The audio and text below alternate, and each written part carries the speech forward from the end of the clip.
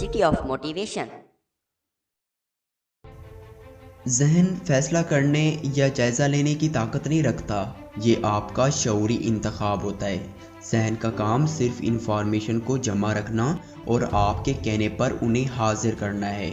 मेरा इस बात पर पूरा यकीन है कि ज़हन एक फर्माबरदार ग़ुलाम की तरह है और वही करता है जो उसका आका उसे शऊरी तौर पर करने को कहता है। एक नौकर जानता है कि उसका मालिक पिछले कई दिनों से रोज़ाना रात 10 बजे दूध का गिलास मांगता है। एक रात अगर मालिक दूध पीना भूल जाए या वैसे ही पीना ना चाहे तो एक समझदार नौकर क्या करेगा? वो दूध का गिलास ले आएगा, ये समझते हुए कि मालिक मांगना भूल गया है।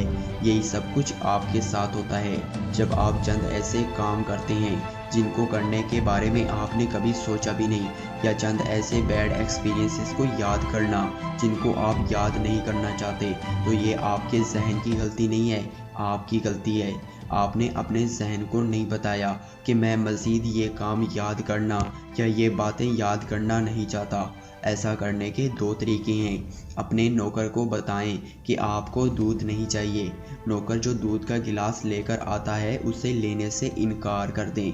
अगर आपने नौकर को ये बताए बगैर कि मैं अपने खाने पीने की रूटीन चेंज कर रहा हूँ, दूध लाने से मना किया होता, तो हो सकता है कि वो कल दोबारा दूध का गिलास ले आए। लेकिन अगर आप दूध ले लें तो इसका मतलब है कि आपने नौकर को समझाया कि जब भी आपको दूध दिया जाएगा आप पीना पसंद करेंगे, तो वो आइंदा भी दूध लाता रहेगा। आपके जहन ने देखा कि आप हर रोज़ाना 10 बजे सो जाते हैं। एक रात आप वक्त पर नहीं सो सके तो ये आपको याद कराएगा कि सोने का वक्त हो गया है। ये जमाइयों की सूरत में हो सकता है, ये कबूल करते हुए कि आप थके हुए हैं। आप अपने जहन का हुक्म मान सकते हैं। जब आपने ये बात कन्फर्म कर ली, आप और ज़्यादा थकान महसूस करेंगे। अगर आप अपने जहन को ये कहकर रोक दें कि आज 10 बजे नहीं सोना, तो वो आपका मैसेज समझ जाएगा, और अगर फ़ौरन नहीं तो एक दो बार की कोशिश करने के बाद ये आपको मज़ीद तंग नहीं करेगा। इसी तरह कामयाब लोग अपने जिस्मों पर अपने जहन के ज़रिए कंट्रोल पाते हैं और जहन उन पर कंट्रोल नहीं पा सकता। आप मालिक हैं, जहन ग़ुलाम है, इसके सिवा और कुछ नहीं। इस तरीके से आप अपने आप को, अपने जिस्म को और जहन को अनलिमिटेड लिमिट तक ले जा सकते हैं। इंसानी जिस्म और जहन की कोई हद नहीं, लोग इन पर बंद बांधते हैं। अगर ये सच ना होता तो किस तरह लोग नाकाबिले यकीन कामयाबियां हासिल करते। अगर आप दिन में 3 बार खाना खाते हैं, अगर 10 घंटे से कम सोए तो आपकी नींद पूरी नहीं होती और 6 घंटे काम करने के बाद थक जाते हैं।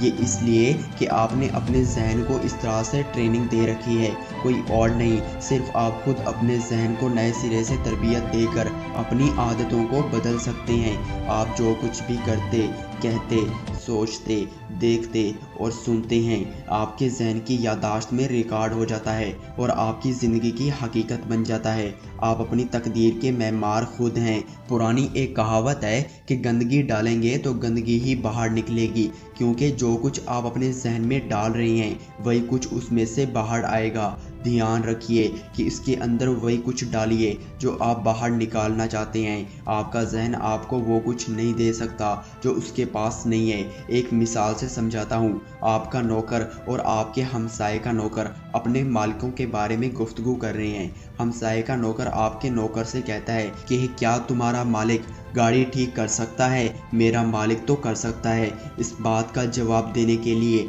आपका नौकर थोड़ा सब्र करेगा और अपने मालिक से मुतालिक मालूमात को इकट्ठा करेगा।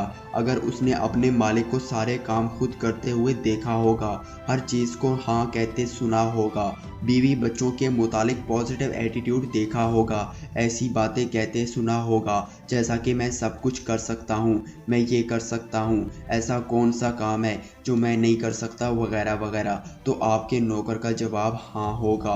आपका जहन भी आपका नौकर है और ख़ुद से कोई कहानी नहीं गढ़ सकता। अपने जहन को नाकामियों के लिए नहीं बल्कि कामयाबियों के लिए तरबियत दें। कामयाबी का सफ़र शुरू करने से पहले अपने जहन को कामयाबी के लिए तैयार करें।